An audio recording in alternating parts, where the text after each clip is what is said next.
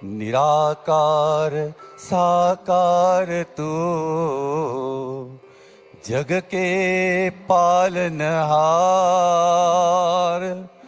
है बेअंत महिमा तेरी,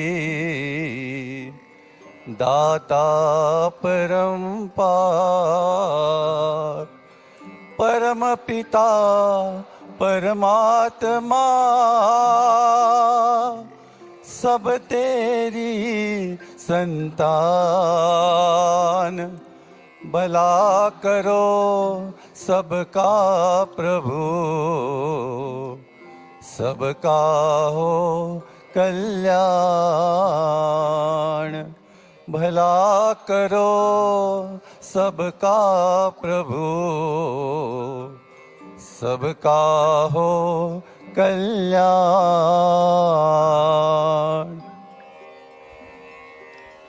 सत्संगत जी, प्यार से कहना धन निरंकार जी। महाराष्ट्र समागम जो पिछले 58 इयर्स का, और अब अगले की भी अनाउंसमेंट सभी ने सुनी। ये तीसरा दिन जहाँ पिछले 2 दिनों में वो रूप चाहे एक संदेश के बदलते रहे कि ये एक स्पीच है, कविता है, गीत है, अभंग है या कोई और माध्यम, और वो किसके द्वारा हो रहा है। वो शरीर तो एक बच्चे का भी हो सकता है, बुजुर्ग का भी, नौजवान का भी।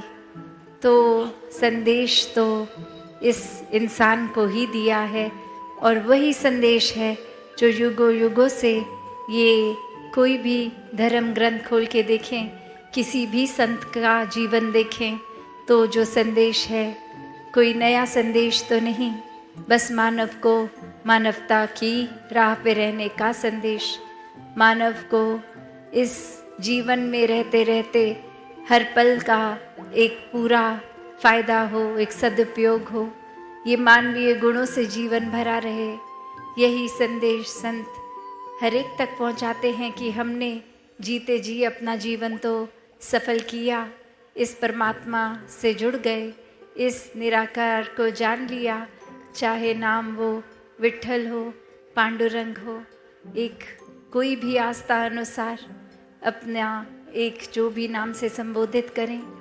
तो भाव वही कि यही एक सच्चाई है जो हमेशा से थी, है और रहेगी, और यही अपना रूप नहीं बदलती, ये स्थिर है, ये समय के साथ चेंज नहीं होगी, ये मौसम के साथ चेंज नहीं होगी, ये एक अपना फॉर्म नहीं बदलती, ये फॉर्मलेस, ये हर जगह रहने वाली सच्चाई।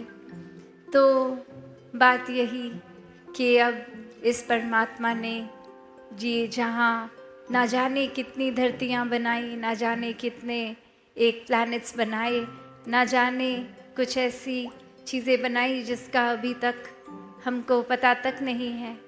और ऐसे में अगर हम देखें कि हमारे को भी ये जीवन मिला इस धरती पे, तो वो एक वरदान रूप जो जीवन है, उसको वाकई ही हम एक पूर्णता से, एक सफलता से जी रहे हैं, या ये जीवन के पलों को बस खराब ही कर रहे हैं।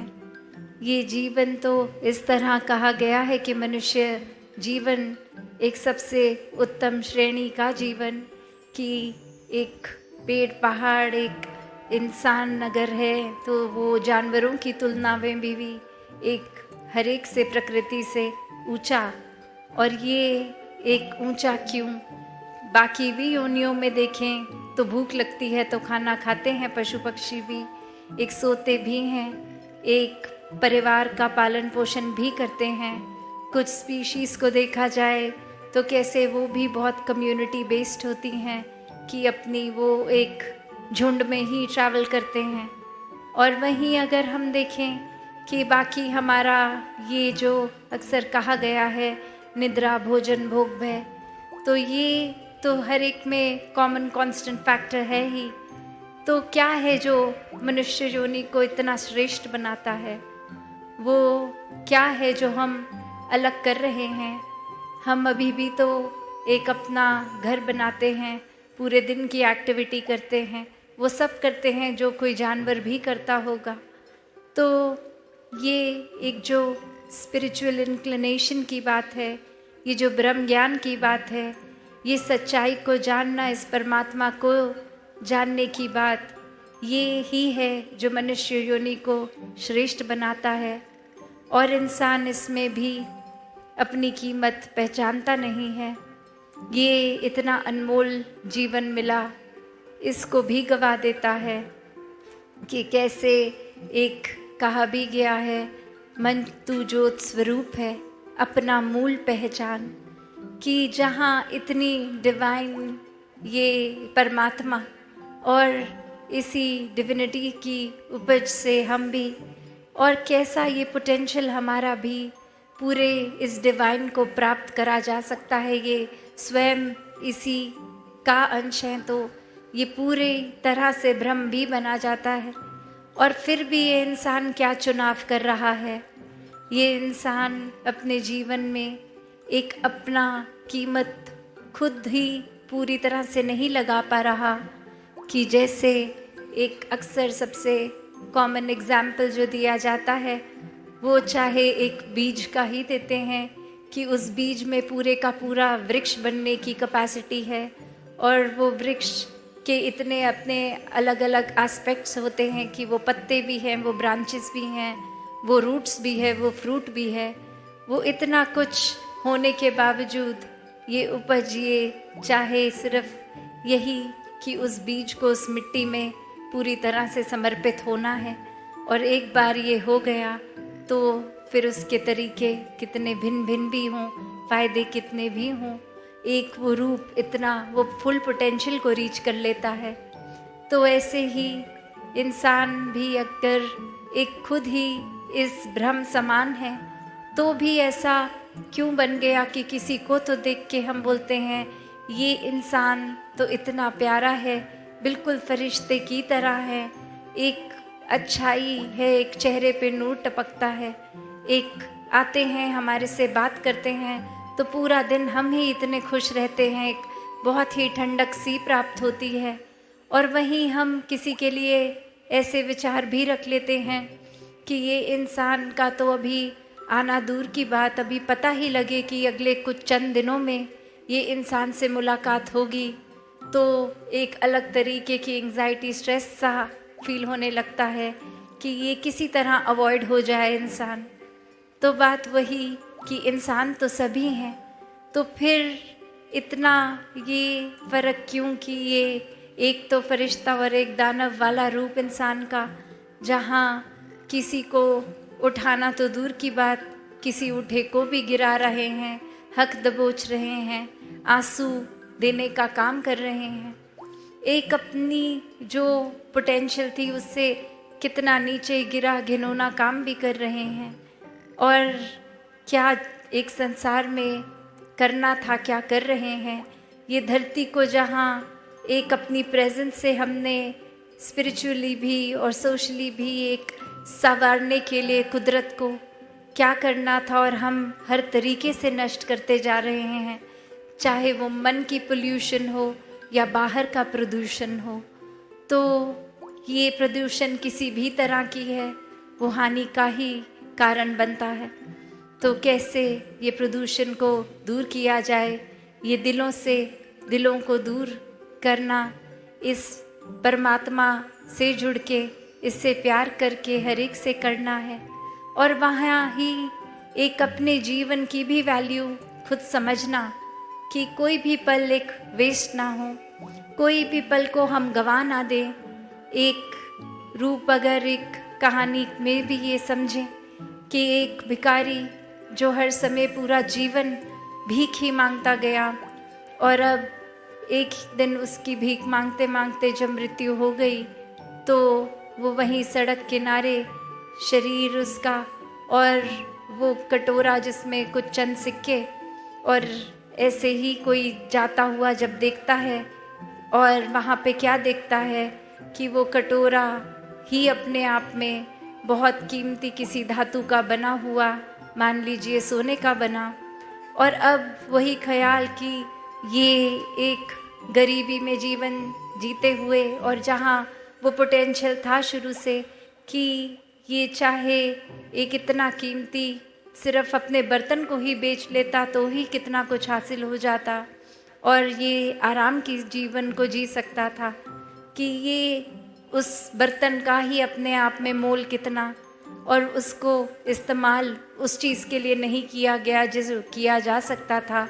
उससे सिर्फ एक ये कुछ ही चंद पैसे के लिए यूज़ किया गया। तो ये कहानी सिर्फ उस बर्तन की, उस इंसान की नहीं है। हर कोई इस संसार में जो परमात्मा प्रेमी नहीं है, उसके जीवन की भी यही कहानी है कि ये अनमोल चीज़ हर समय है पास में, फिर भी उपयोग नहीं किया जा रहा। उपयोग तो क्या, ये परमात्मा का सहारा भी सिर्फ तभी लिया जा रहा है जब हमें या तो कोई शारीरिक कष्ट है या कोई परिस्थिति लग रहा है किसी माया रूप में कि अभी कोई धन दौलत की कमी हो गई है तो परमात्मा को याद कर लें। कोई हालात घर के बिगड़ गए हैं, कुछ मन मुटाव हो गए हैं तो परमात्मा को याद कर लें। कोई शारीरिक कष्ट हैं तो दर्द दूर हो जाए, परमात्मा को याद कर लेते हैं। तो ये परमात्मा को याद करना तो एक हर समय की एहसास होनी चाहिए। ये सिर्फ नीड बेस्ड नहीं कि आज लग रहा है कि कुछ गलत होगा, आज सुमिरन कर लेते हैं, ये अदरवाइज़ पूरा दिन करने की ज़रूरत ही नहीं है, ध्यान जोड़ने की ज़रूरत ही नहीं है। बस वैसे तो इस तरह भी होता है कि एक एपिसोड जो दासी ने देखा कि कोई महात्मा ही सत्संग से कहीं किसी के घर बैठे और अचानक से मुंह से एक रिफ्लेक्स में ऐसे ही निकल गया, तू ही निरंकार। और साथ वाले पूछने लगे क्या हो गया, क्या हो गया, सब ठीक है? और वो महापुरुष आगे से कह रहे हैं कि मैं तो बस सिमरन ही कर रहा था। और वो कह रहे हैं आप तो ऐसे बोले जैसे हमें घबराहट हो गई कि कुछ गलत हुआ है। तो कैसे अक्सर हम ये सुमिरन को भी उसी तरह यूज़ कर लेते हैं कि अचानक से कोई दुर्घटना देख ली, कोई दुर्घटना, और वहाँ पे ही ये निकला कि एक ये चीज़ इस तरह से दृश्य देख लिया, कुछ सुन लिया, तो ये एक अल्फाज की तरह ही कि अगर कुछ कहना ही है तो चलो ये सिमरन की पहली लाइन बोल देते हैं। तो मन के भाव, ये जुड़ाव हर समय का जहाँ हो, एक ये परिस्थिति अनुसार नहीं, तो वैसा ही मन भक्तों का होता है, वैसी ही एक पूरी निष्ठा विश्वास भक्त रखते हैं। वो मोहताज नहीं होते कि आज एक जीवन कंफर्टेबल है तो क्या ही परमात्मा को याद करना, पर अगर कुछ लगेगा कि जीवन अब थोड़ा सा एक कठिन हो रहा है तब जीवन में परमात्मा को शामिल कर लेंगे। तो भक्ति तो कभी भी कन्वीनियंस से नहीं होती। अगर ऐसा हम कर रहे हैं तो खुद ही अपने अंदर सोच लें कि क्या एक वाकई ही वो भक्ति है, एक प्योरेस्ट फॉर्म है हमारे आत्मा और परमात्मा का जो एक होता है, या फिर उसी को हमने कोई गेम बना ली है, कोई छल कपट है, कोई एक चतुराई, एक चालाकी रूप बना दिया है। एक खुद को कन्विंस कर रहे हैं कि चलो अगर दिन में हम वैसे बहुत नाइव हैं, हम या तो कुछ एक चतुर चालाकियाँ से अपना बिजनेस इत्यादि लोगों को मैनेज कर रहे हैं, तो परमात्मा को भी ऐसा ही कर लेंगे। एक कुछ 2-4 अच्छे काम कर लेंगे और फिर ये परमात्मा का नाम भी ले लेंगे। हमें भी सेटिस्फैक्शन हो जाएगी कि चलो ये नाम ले लिया। और ये बुरे कामों पे एक, जैसे हम अक्सर किसी दिन बहुत ज़्यादा मीठा या कुछ ऐसा खा लेते हैं तो उस दिन होता है कि चलो आज गर्म पानी पी के सो जाएंगे, कुछ मोटापा घट जाएगा। तो ऐसे ही लगता है कि चलो इतना कुछ आज के दिन में गलत कर लिया है, तो फिर एक वो परमात्मा का नाम लेने से ही कुछ तो हमने अच्छी चीज़ कर ली, probably good deed of the day समझ के ही परमात्मा का नाम ले लें, तो वो भी फिर नाम ही लेने तक सीमित रह जाता है। वो भाव तो एक बने ही नहीं। वो तो एक जैसे फायर फाइटर होते हैं कि आग लग गई तो आग बुझाने का काम है, वैसे ही पता है कि कुछ गलत कर दिया है, अब एक कुछ अच्छा कर लेते हैं, नाम ही ले लेते हैं। और ये सुनने वाले को क्या पता कि वाकई ही मैं प्रभु प्रेमी हूँ भी, या फिर सिर्फ एक कोई और वजह से अपने वेस्टेड इंटरेस्ट किसी लालच से एक नाम ले रहा हूँ। वो मेरी भी सेटिस्फैक्शन हो गई और देखने वालों को भी लगा कि ये इंसान बहुत अच्छा है, प्रभु प्रेमी है। तो कैसे अपने जीवन में ये परमात्मा को हमने अगर पूरी तरह से नहीं समझा, ये निराकार अपने आप में ये एंटिटी जो एक इतनी पावन हर जगह कायम दायम रहने वाली, इससे अगर जुड़ भी गए तो भी एक अपने मन को हम करप्ट करने के साधन ढूंढ लेते हैं, चाहे वो छोटी छोटी चीज़ों पे अभिमान कर लेना, या फिर वो कोई अपनी बोली भाषा में भी वो दिखना कि कुछ खुद ही कारण बना के सोच लिया कि मेरे तो कपड़े इतने और मेरे आसपास वालों से मेरा ड्रेसिंग सेंस बेटर है, या फिर एक मैं खाना बहुत ही अच्छा खाती भी हूँ, परोसती भी हूँ, या कोई भी एक छोटे से छोटे रूप में भी ये अहंकार आ जाता है। कोई बहुत बड़ी रावण वाली हालत नहीं कि कोई इतना कुछ हासिल है, इतनी धन दौलत है तो अभिमानी नहीं, वो तो एक निर्धन जो के पास बिल्कुल भी धन ना हो, अभिमान तो वहाँ भी जाग जा सकता है। कोई राजा मात्र धन दौलत नहीं होनी चाहिए, सिर्फ अभिमान का क्राइटेरिया वो नहीं है। तो कैसे एक अपने जीवन में हर एक ने जहाँ इस परमात्मा से जुड़ना है तो वो पूरे करेक्ट रीज़न से जुड़े, एक दिल के अंदर ये प्यार का एक प्रेमा भक्ति को ही सिर्फ अपना कर, और वो भी कोई अजम्पशन बेस्ड नहीं कि परमात्मा कहीं है तो परमात्मा से प्यार करना है। वो हर समय साथ देखकर, सामने देखकर परमात्मा अंग संग हर पल में परमात्मा के एहसास में रहकर परमात्मा से प्यार करना, इस ब्रह्म ज्ञान द्वारा ये परमात्मा को देखकर ही इससे प्यार करके हर पल जीवन को जीना। और ऐसे ही जो अपने जीवन को संवार लेते हैं वो अपने पल पल में फिर चाहे वो कुछ भी करते हैं वो अपने आप में शिक्षा ही होती है। वो खुद भी इस ब्रह्मांड के कण कण से शिक्षा लेते हैं और उनके जीवन ना जाने और कितने जीवन और कितने इंसानों के लिए प्रेरणादायक हो जाते हैं। कोई भी एक संत और भक्त इसलिए भक्ति नहीं करता कि हमारी भक्ति की वजह से हम पॉपुलर हो जाएं, एक प्रसिद्ध हो जाएं, कोई हमारा नाम ऐसे अच्छे से ले। नहीं, भक्तों को तो सिर्फ दुनियावी रूप किसी चीज़ का एक मतलब ही नहीं है। वो चाहे महलों में भी रहते हों या झोपड़ी में भी रहते हों, एक प्रायोरिटी, एक हर समय एक जिसको प्राथमिकता दी वो परमात्मा को ही दी, हर परिस्थिति में दी। एक कुछ भी मन में ऐसा नहीं आया कि गलत है या फिर परमात्मा कुछ गलत कर रहा है।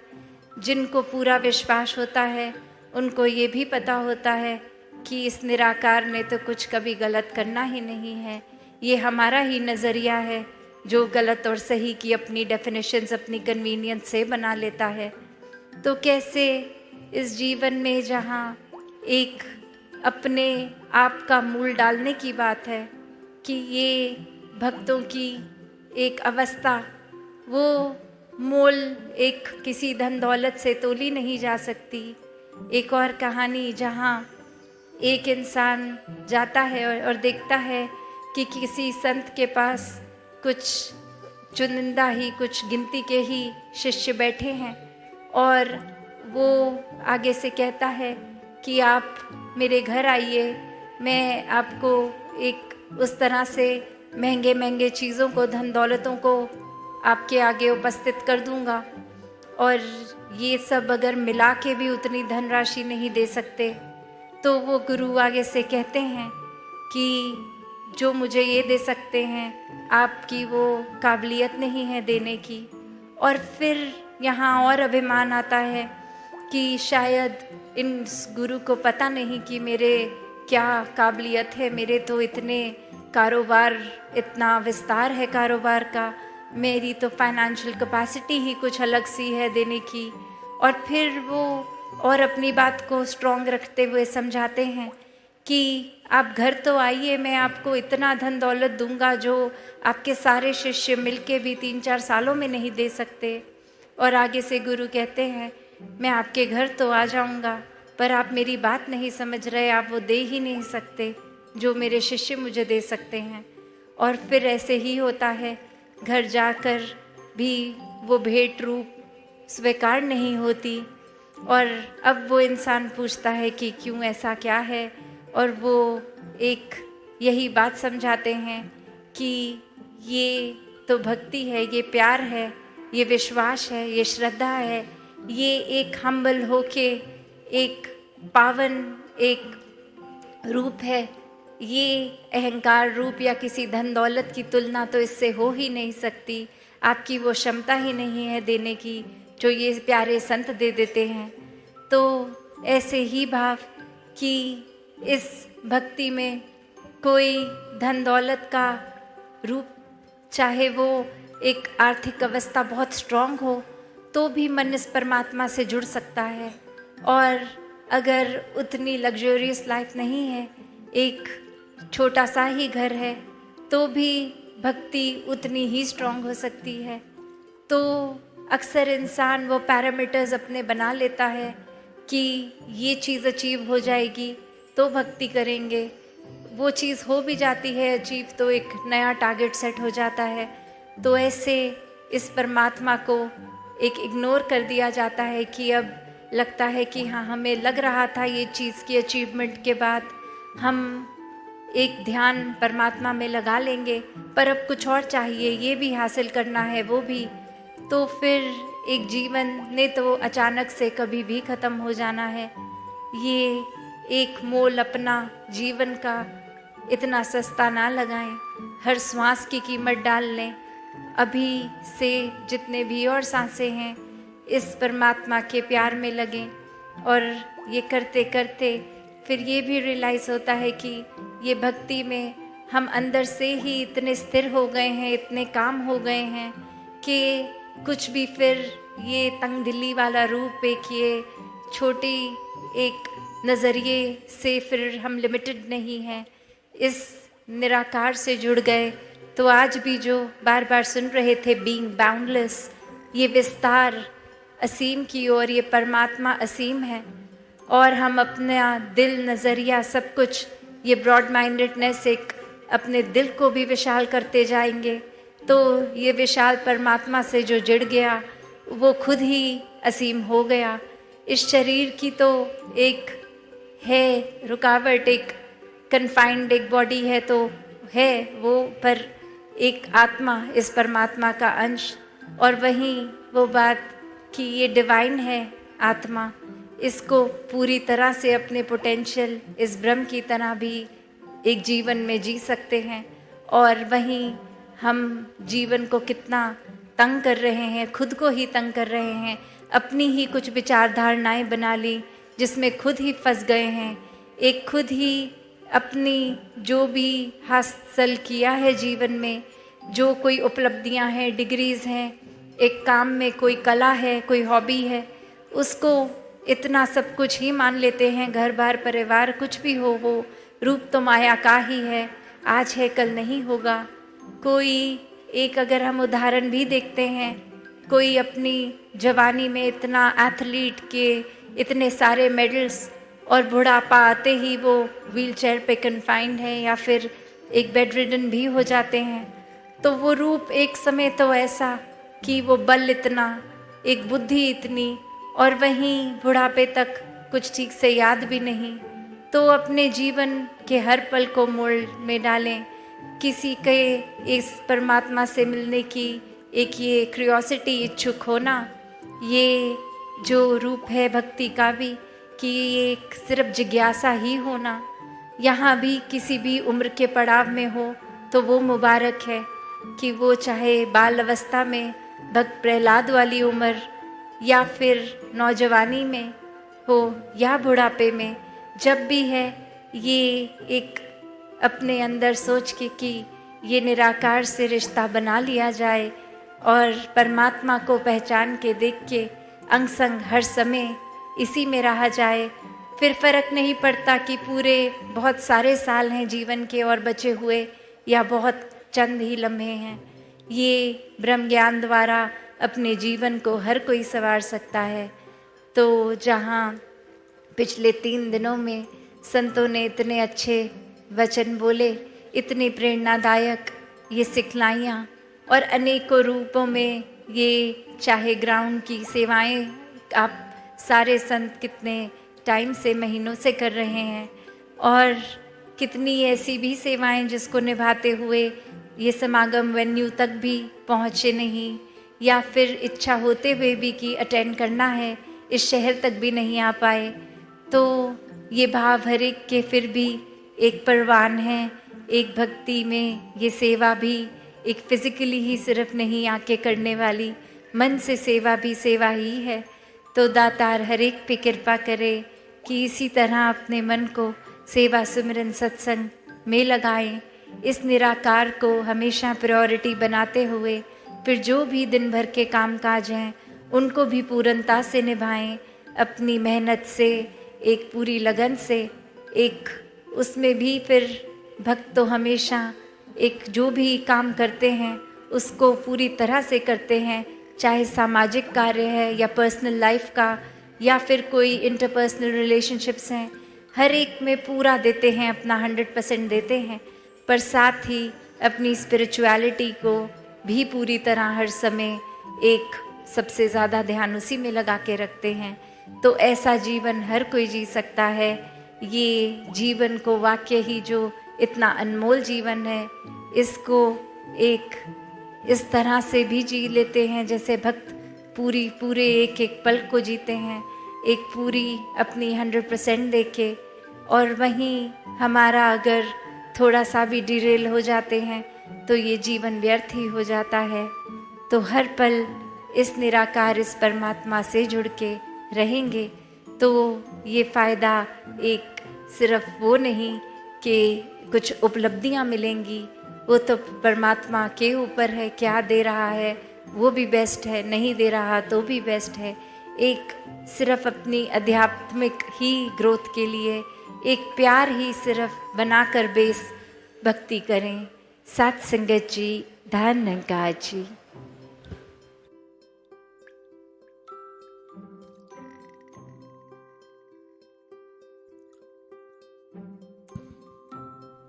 सत्संगत जी, आज धुनी के लिए ग्रीन रूम के सभी कलाकार महात्मा ये आ जाए और इनके साथ हम सभी धुनी में सम्मिलित होंगे। हमने पिछले 3 दिनों में जिन सुमधुर रचनाओं का आनंद लिया, सत्संगत जी उन रचनाओं को निखारने में सत्संगत जी इन सभी का योगदान रहा। तो जहाँ सदगुरु माता जी से हम सभी अपनी त्रुटियों के लिए क्षमा प्रार्थी है, जो सेवा के दौरान भी हुई और ताउम्र भी रही, और इसी तरीके से सेवाओं में हम सभी लगे रहे। और इस वक्त ये सभी सत्संगत जी और ये कुछ सूचनाएं हैं कि कल गुरु वंदना शाम को 6 बजे, जिसमें हम सभी सम्मिलित होंगे, और सामूहिक शादियों का आयोजन 11 बजे पंडाल में इसी जगह पर होगा। और इस वक्त हम इन सभी संत कलाकारों के साथ धुनी में सम्मिलित हो। तेरी ओट सहारा तेरा, तन मन घोल गुमावा, कहे अवतार तेरी ही दाता, दिल राती गुण गावा, कहे अवतार तेरी ही दाता, दिन राती गुण गावा,